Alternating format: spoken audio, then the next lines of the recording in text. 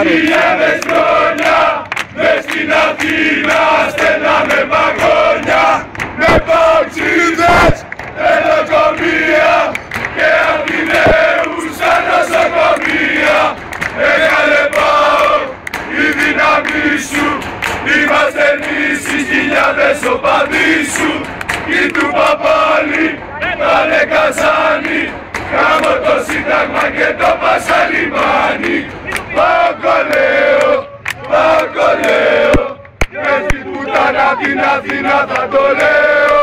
Παοκ λέω,